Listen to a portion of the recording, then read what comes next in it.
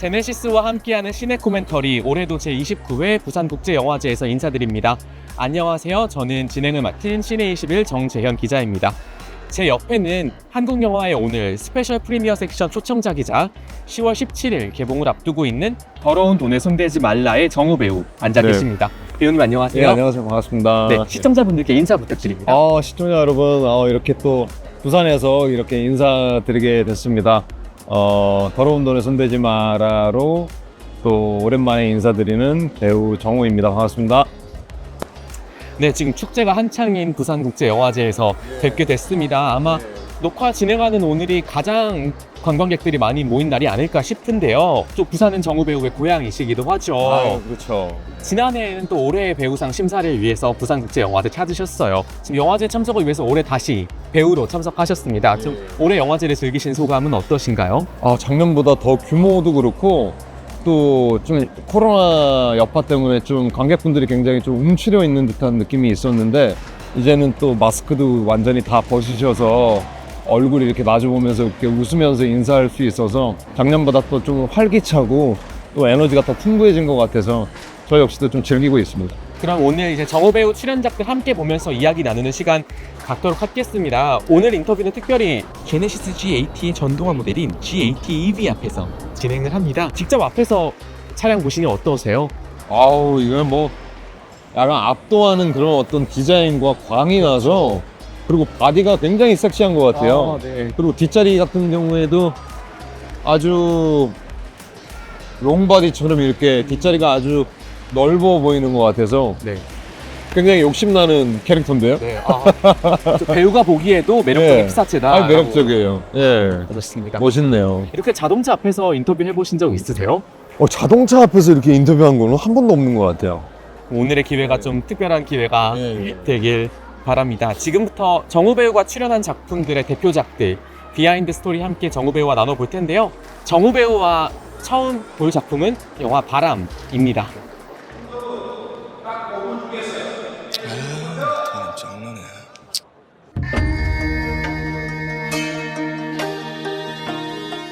이게 찍으신 건 또 2008년 그 무렵인 것 같아요. 맞아요. 예.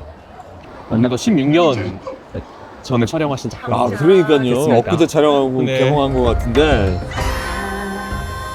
음악이 참 좋죠. 네, 정재일 네. 음악 감독님이 맞아요. 음악도 해주셨고. 음악으로 하셔서. 네. 이 영화랑 너무 잘 어울려요. 같이 보면서. 맞아요. 예, 영상이랑 네. 음악이 잘 어울리고. 아니, 손호준 배우 또 나오셨고. 네. 반갑습니다 형님. 김정국이라고 합니다. 열심히 하겠습니다. 실제 학교에서 촬영을 하셨을까요? 저 교실 장면 같은 경우에는? 실제 제가 나왔던 그 학교에서 촬영을 한 부분도 있고, 네. 근데 대부분 다른 학교에서 아마 학교 이름 얘기해도 되나요? 그럼 되지 않을까요? 경남고등학교인가? 아마 그때 그 운동장에서 네. 촬영을 했던 기억이 나요. 네. 교복은 그 실제 제가 학교 다닐 때, 졸업하신 다닐 때 학교에? 그 교복을 기준점으로 해서 네. 디자인을 했고. 그럼 저 때만 해도 또 오랜만에 교복 입으셨던 거겠어요. 모교의 교복을. 그렇죠. 네. 혹시 아직 소장하고 계세요? 없어요. 의상팀이 다 갖고 갔어요. 바람은 한국에서 특정 시기에 중고등학교를 보낸 남성들이라면 재미없게 보기는 어렵지 않은 영화일까? 네, 공감대가 워낙 많은 영화니까요. 네. 2009년에 배우 정우에게 바람은 어떤 변화를 가져다 줬나요? 여러 가지 그 복합적인 의미가 있는 것 같아요. 네. 개인적으로는 또 나의 이야기를, 네. 또 나의 학창 시절 혹은 또 나의 가족, 특히 또 아버지 얘기를 영상으로 또 담을 수 있는 개인적인 또 어떤 그런 의미가 있고, 네. 또 배우로서의 의미는 많은 또 팬분들께, 네. 관객분들께 정우라는 배우를 각인시킬 수 있었던 그런 작품이 아니었나라는 거에서 좀 의미가 남다른 작품이죠. 지금 배우님께서 말씀해 주신 것처럼 이 작품 엔딩 크레딧 보면 원한 김정국이라고 쓰여 있습니다. 네. 이제 김정국은 배우님께서 극 중에서 분하신 주인공의 이름이기도 하지만 네. 실제 배우님의 본명이기도 하시죠. 네. 그때 원한을 쓰게 되신 어떤 전후 과정 같은 것들 다시 복귀해 주신다면요? 이성환 감독님이랑은 처음 만난 건 이제 바람 이전에 이제 스페어라는 작품으로 같이 주연 배우와 이제 감독으로서 이제 만나게 됐었고, 근데 이제 작품 촬영할 때 그 남다른 의미의 감독과 배우였기 때문에 첫 주연작이었고 첫 입봉작이었기 때문에 남다른 관계가 맺어진 상태에서 정말 그 아무런 어떤 이해관계 없는 상태에서 정말 그 사적으로 친해진 거죠.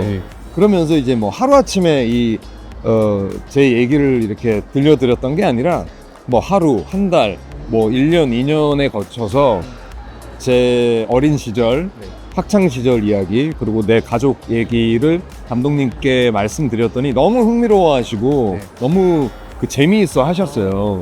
그래서 이제 혹시 정호 씨 가능하다면 이제 나한테 들려줬던 이 이야기들을 시나리오를 쓸 수 있겠냐라고 해서, 감독님 제가 그런 걸 해본 적은 없다. 그러니까 어떤 양식이나 그런 어떤 구조에 구애받지 말고 그냥 뭐 일기 쓰듯이 한번 써봐라 이래서 일기 쓰듯이 쫙 쓴 거죠. 뭐 어떤 지문이라든지 뭐 대사라든지 뭐 인물의 캐릭터라든지 이런 것들을 그냥 쫙 이제 써내려간 거죠. 제 가족 이야기도 그렇고 한 일주일 남짓 걸렸던 것 같아요. 한 열흘 정도 이렇게 쫙 밤새서 즐겁게 정말 뭐 써내려갔던 것 같아요. 그래서 이제 감독님께 보여드리니 감독님께서는 너무 또 재미있게 또 그 작품을 또 잘 봐주신 거죠. 이게 나의 지난 역사를 친한 지인들에게 말로 풀 때와 사실 어떤 정제된 형식의 문장인 글로 풀 때는 또 감정이 다르셨을 거라 생각이 들어요. 그 글을 써가던 그 밤의 어떤 기분 같은 것들이 기억나세요?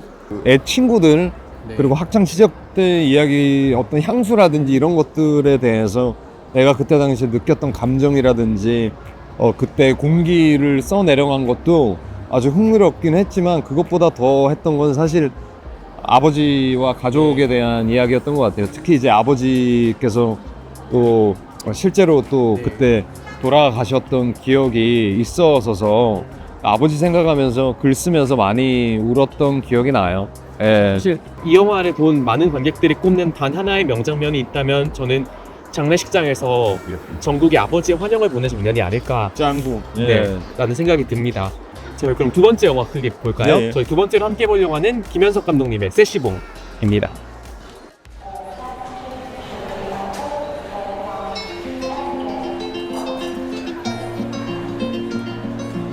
너 여전하구나. 내 결혼식 전날 어제 안 그래도 희애 선배님 오랜만에 또 뵀었어요. 네. 예, 보통의 가족 때문에 오셔서. 자영이 좋아하지. 어디까지 가니? 저 머리는 실제 네. 저렇게 자르셨어요 당시에? 저 스타일로 아니면? 저거 약간 피스도 좀 붙이고, 피스도 붙이시고. 약간 좀 그 고증하기 위해서 이제 그때 당시에 머리는 이제 머리가 좀 부했잖아요. 네네. 그냥 그거 표현하려고 좀 머리 피스를 좀 붙였던 것 같아요. 실제로 맞추기 위해서 어느 정도 기르기도 하시고 예, 피스도 예, 예. 붙이시고. 머리도 좀 길렀었고. 너 그래도 작곡해놓은 노래 많지? 나 하나만 빌려주면 안 되냐? 나 그대에게 좋아해. 알아?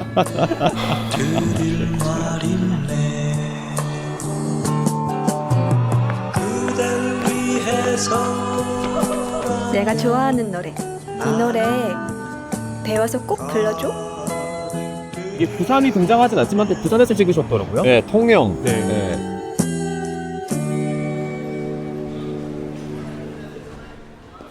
희애 선배님은 그대로세요. 네, 저도 이거 네? 다시 보면서 야. 아, 뭐 배우님도 그대로시죠. 네. 나 그대에게. 이렇게 뛰어가는 효주 배우 너무 예쁘게 나오죠.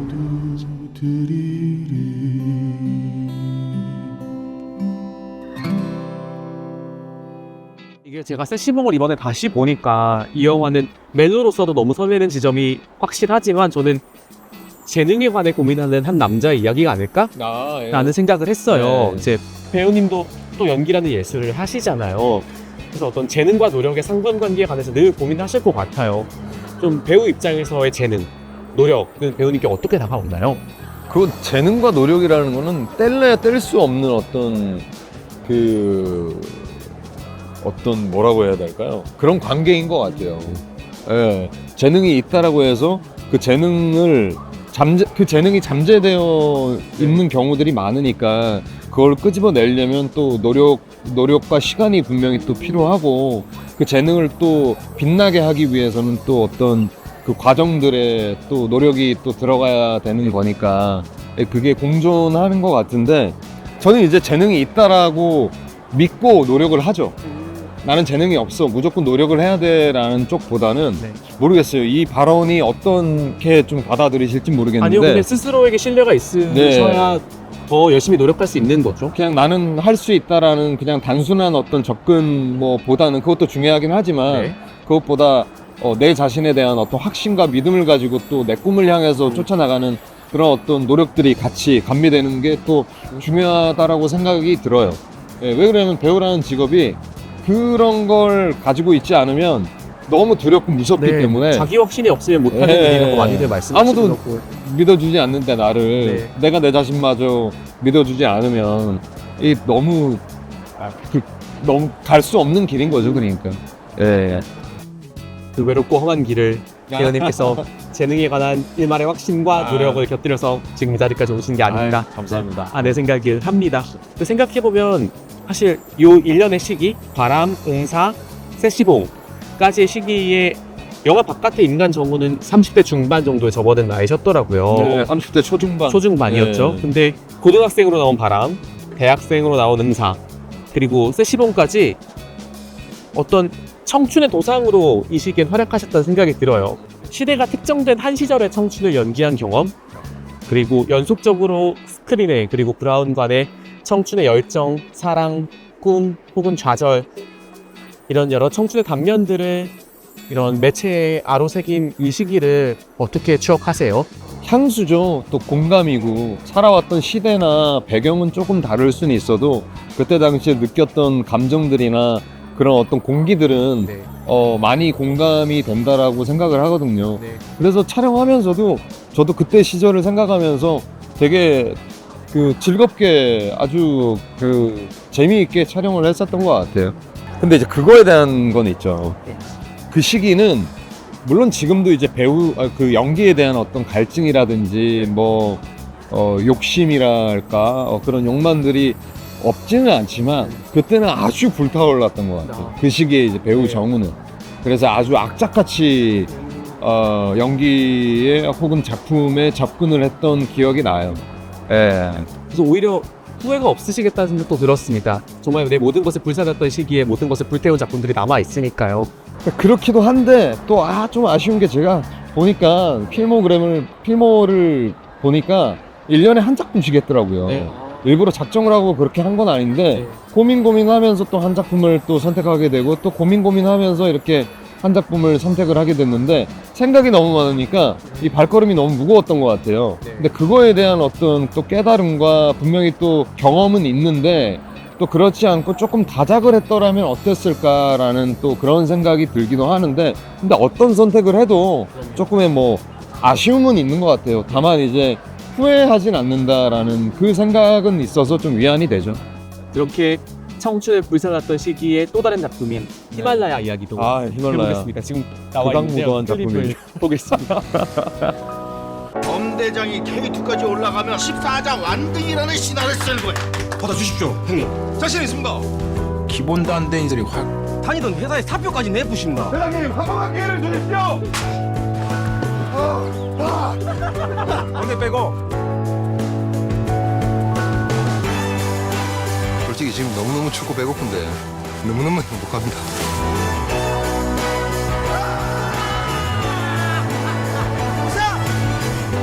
엄대장 이제 상큼한 가야겠다.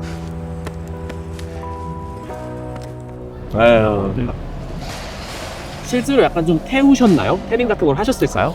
좀 타기도 했었고 또 메이크업을 좀 약간 어둡게 한 어둡게. 것도 있었고 너무 마음 아픈 장면이죠. 산에 올라갔고 산이 됐어. 그걸로 끝이야. 그럼 내려와야지. 거기서 삽니까?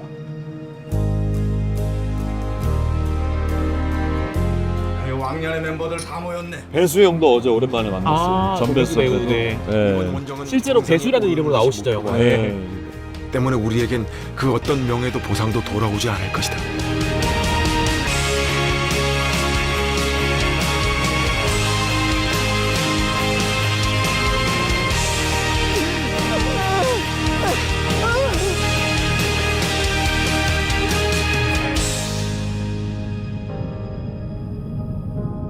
기다려.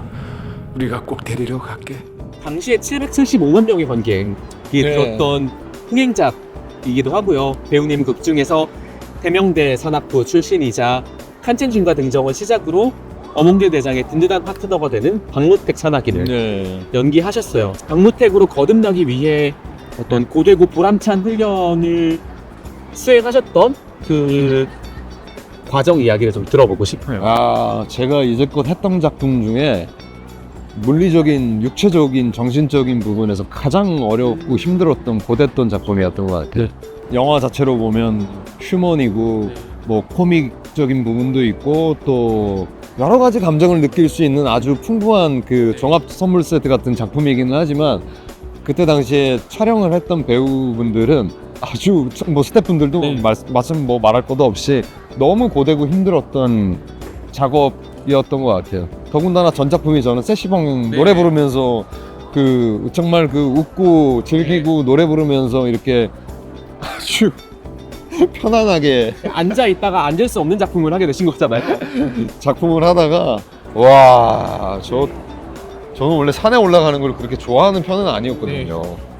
산도 타야 되고 또 오래 걸어야 되고 촬영하는 것보다 촬영하러 가는 게 더 힘들었어요. 산으로 가는 길. 네팔도 마찬가지였고 네. 뭐 스위스 몽블랑도 그랬었고 그렇게 6, 7개월 동안 그렇게 고된 촬영을 하고 네팔까지 가서 경험을 하고 오니 이제는 동네 뒷산 올라가는 거는 정말 이제 취미가 된 거죠. 식은죽 먹기로 할 식은죽 먹기로 된 거죠. 근데 지금은 산 올라가는 거 좋아해요. 네. 모두가 합심해서 고생했기 때문에 또 뜻깊은 기억으로 그렇죠. 많이 배웠죠. 선배님들한테 많이 배우고 또 배우로서 많이 배우고 또 이 작품 자체를 하면서 많이 배웠는데 지금 이제 예고편 오랜만에 저도 한 뭐 거진 한 7, 8년 만에 10년 가까이 만에 이렇게 예고편을 보는데 참 풋풋했던 예, 저 때 그래도 그 너무 그때 철없이 내가 현장에서 행동했던 그런 마음을 먹었던 그런 기억들이 나면서 되게 귀여워요.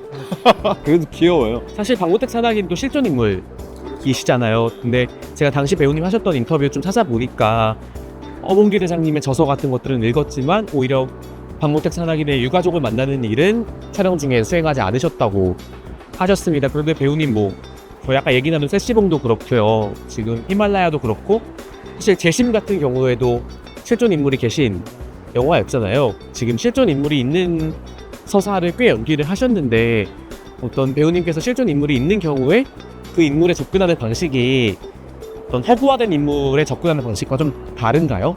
저는 뭐 실존 인물이 있는 역할과 그렇지 않은 역할에 대해서 생각을 하는 부분은 중요하게 생각하는 부분은 이건 어떤 그 물리적인 어떤 그 제도나 그런 걸 벗어나서 네. 사람의 어떤 도의적인 부분에서 네. 분명히 허락은 있어야 된다라고 생각을 하고 그분들의 어떤 명예라든지 그분들을 좀 자칫 잘못해서 조금은 오해될 만한 조금은 또 실추될 만한 그런 부분에 대해서는 좀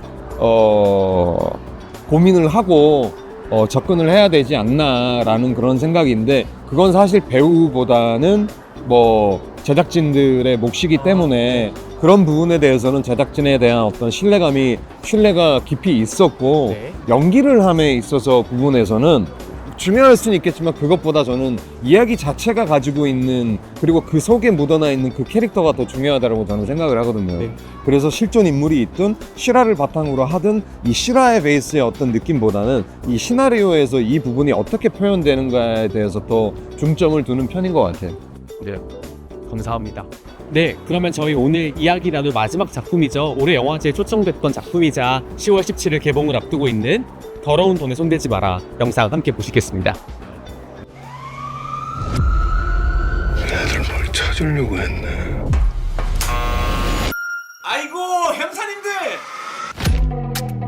이게 진짜 더러운 돈이잖아. 그러니까 난 이게 제일 안전한 돈이라고. 최대 3분이야. 무조건 3분 안에 끝내야 돼.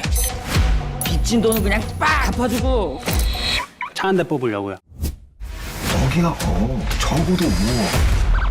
예, 반장님. 난리 났다. 총 맞아 뒤진 놈들이 널렸다니까. 죽여! 이제 어떡할 거야 이거. 저 색감이 인상적이더라고요. 이거 봤을 때. 너무 좋았어요. 색감이.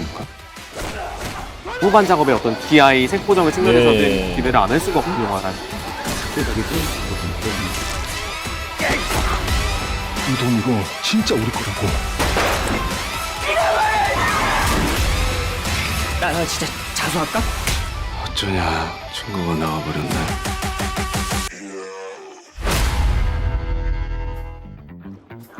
좀 이 작품 어떤 이야기인지 간단하게 소개해 주시겠어요? 형제처럼 끈끈한 이 두 형사가 각자의 어떤 사정으로 인해서 목돈이 필요한 상황에 처해지게 되죠. 그 순간 정말 그 뒤탈이 나지 않을 것 같은, 우리들 생각에는 아주 깨끗한 돈이라고 생각하지만 어둠의 돈, 범죄 조직의 어떤 소위 말해 이제 더러운 돈에 손을 대게 되면서 그때 아주 그 과정에서 예상치 못한 어떤 사건이 벌어지게 돼요. 그 사건으로 인해서 조직과 경찰에 동시에 쫓기게 되는 그 과정을 그린 액션 느와르 범죄 영화라고 할 수 있겠네요. 이제 김민수 감독님과는 대학 동문 예, 배웠습니다. 동기예요. 또 두 분의 인연이 좀 궁금한데요. 좀 예. 들려주실 수 있으세요? 대학에서 어떤 시간 보내셨는지. 네, 감독님이랑은 학교에서는 제가 그 학교를 네.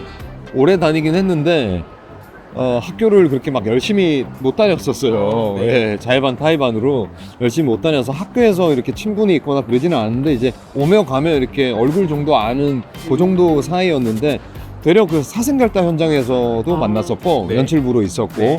그러면 그 이후에 이제 그 활동할 때 촬영을 하게 되면서 이제 오며 가며 이렇게 만났었던 그 인연이 있었죠. 그러면서 이제 데뷔를 하겠다고 대본을 받았을 때 민수 감독이 이게 민수가 준비하는 작품이구나. 네. 그리고 더러운 돈에 손대지 말라는 이 제목을 보면서 네. 아주 궁금증을 가지고 대본을 펼쳤던 기억이 나는 것 같아요. 이제 극 중에서는 뒷돈 챙기는 형사 명득을 연기하십니다. 네. 그리고 명득은 김대명 배우가 연기하는 동료 형사인 동혁과 함께 친형제처럼 모든 순간을 함께하는 동료라고 들었어요. 그래서 좀 관객들이 명득과 동혁의 케미스트리를 기대한다면 좀 어떤 점을 기대하고 관람하면 좋을까요? 그냥 설정 자체가 이 두 형사, 이 두 친구는 네. 형제 같은 사람이야 라는 거를 일단 보여주고 시작을 해요. 네. 그런 모습, 어떤 서로 위해주는 모습. 동혁은 명득을 위해주고 네. 그 명득은 또 동혁을 또 위해주는 그런 모습들이 뭐 반복적으로 나오지는 않아요. 네. 그게 그냥 한두 번 정도 이렇게 초반에 이런 모습들이 근데 아주 그게 진한 우정이 느껴질 수 있는 그런 느낌으로 몇 씬들이 나오죠. 그러면서 요즘 관객들은 워낙 그 수준도 높으시고 네.